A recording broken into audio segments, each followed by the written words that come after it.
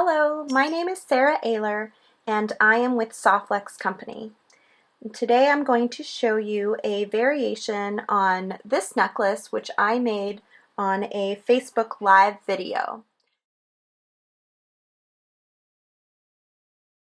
You can find our Facebook Live videos on the Softflex Company Facebook page. Just search for us. You can actually see past episodes if you click on the videos tab. And you can also click to get notifications so that you can watch an upcoming live video. I do one just about every other week, and hopefully eventually I'll do them even more frequently than that. But getting back to the project. I made this project and I really liked it. It had a lot of really good feedback, so I decided to make something similar. Instead of having the chain just run up and down, I'm going to try having the chain run from side to side. So I'm going to pull this away and we're going to get started. So I've already cut a nice length of wire. I'm using our 24 Gold Extreme manufactured by Softflex Company. This wire actually has a copper alloy base. It's a 1x19 strand, and then it's coated in real 24 karat gold. And then covered with a clear nylon coating. So it's really beautiful to work with because it looks like actual gold, but it feels really soft and flexible for beading like a thread. Okay, so starting out with my nice length of wire for a necklace, I am going to go ahead and string one of these little crystals. A lot of the parts and pieces that I'm using today came from a partner company that partnered with us for the design challenge. Called Plazko, and you can find them on their website at plazko.com. So they manufacture or distribute products like these crystal beads that I'm using, the chain that I'm also going to use in this design. They also sell Softflex. So this beautiful chain comes in a big long thing like this, and I've actually cut it down into pieces. So to start out, I have a 3-disc piece. And one difference from what I did before on the previous necklace was I actually strung through the little jump ring. But in this case, I'm going to string through the second hole in the actual disc. So I'm just going to string that onto the wire. And then what I'm going to do is I'm actually going to string the opposite end onto the wire as well. And I will post close-up pictures on our blog if you can't see this very well. So basically I have a disc on this side, a disc in the middle, and a disc on this side, and the wire's running through the actual hole in the disc itself.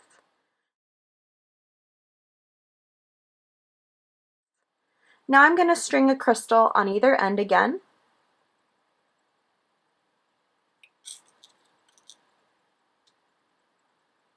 And then I'm going to do the same thing, but this time I'm going to do it with a chain that is 5 discs long.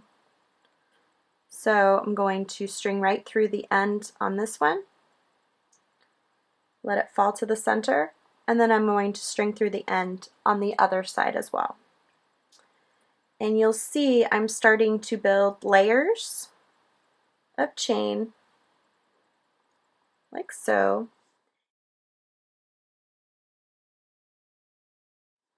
And as I add to them, I've already done some more, I will actually get to something that looks like this.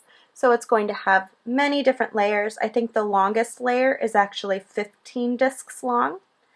And I felt like that was long enough for now. You could skip more. You could do, start with 3 and then do 6 and then 9. I did 3, 5, 7, 9, 11, 13, 15. So this is what that would look like. If you did extra discs in each one, you would get a longer piece in the end. So I'm going to go ahead and secure this to the middle of my wire now. So I strung a metal bead that also came from Plazko.com and a 2x2 millimeter crimp tube on each side. And I am going to find the middle of my design I'm going to go ahead and clip my bead stopper on one side to hold it in place, and that way I can go ahead and crimp the other side. I'm just using regular crimping pliers today. You can find out lots of information about how to use these on our website, www.softflexcompany.com, or by searching through some of our other videos. We have some videos that are just about crimping. I'll just go through the basic steps so you have an idea if you've never crimped before. The crimping pliers have two holes, the front hole, which is round, the back hole, which is a crimper. And I'm going to use the back hole first to create a little divot in my crimp. You never want to crimp really tight against the last bead. You always want to leave a little bit of breathing room. So like a 1 millimeter to 2 millimeters of extra wire. And what I did was I used that back hole first to create a little divot. When you turn it on its side, it almost looks like a C shape or a smiley face.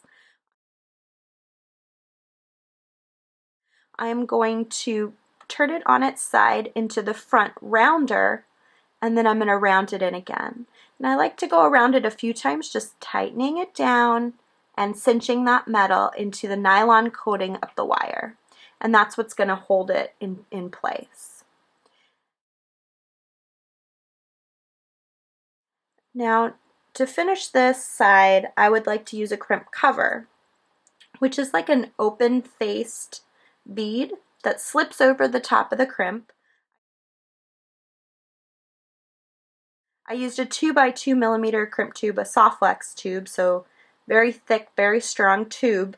Now I'm going to put a 3 millimeter crimp cover over that tube. I like to use chain nose pliers to do my crimp covers.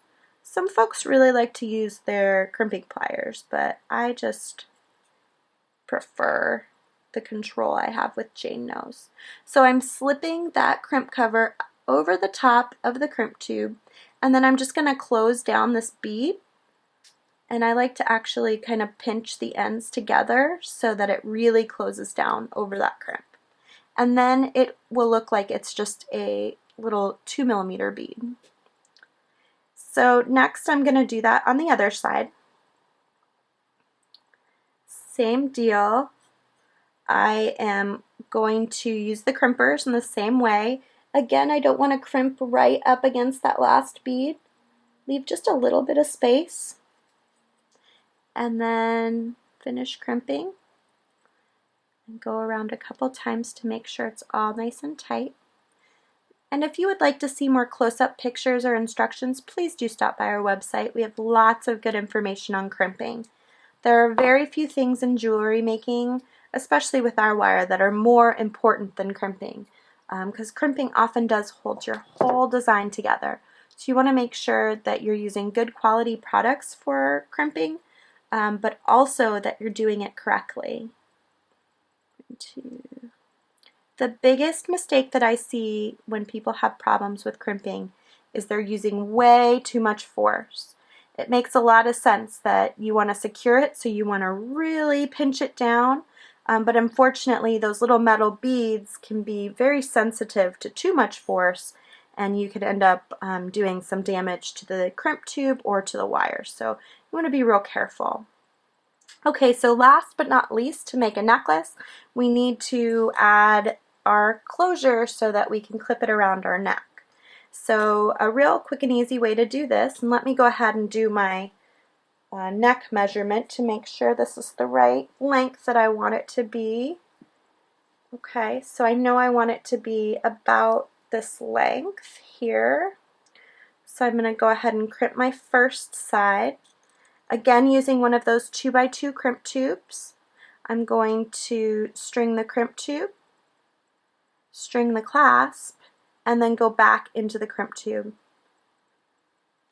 One of my favorite things about jewelry making is that it's so easy that really anybody can do it. Lots of different age groups, lots of different artistic abilities. It's really easy enough, or can be complicated enough, to be amusing for just about anybody I've ever met. So again, I'm going to crimp my tube and Make sure that's all nice and tight, because again, this is such an important part of the piece. I am going to go ahead and snip my wires, or my wire, excess wire, being very careful not to snip my design wire. And then I'll go ahead and do that same thing again. I'll add a crimp cover over the very top, and then all I have to do is crimp the other side to a jump ring, and then I've got a really nice closure. So to give you a clear idea of what this looks like compared to the one that I made on the live video, here they are side by side, and you can kind of see how this one isn't going to drape quite as long, but it still gives you that beautiful gold color, nice metallic bling, which metallics are supposed to be really on trend for 2017.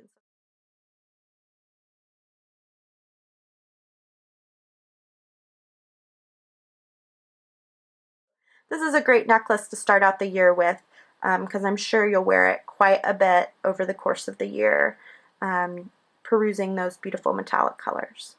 If you liked this video, please do click to subscribe to our YouTube channel and to get notifications for our videos on Facebook and like our Facebook page.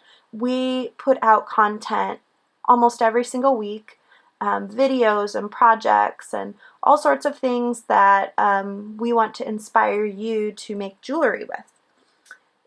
We would love to be able to keep in touch with you on a regular basis.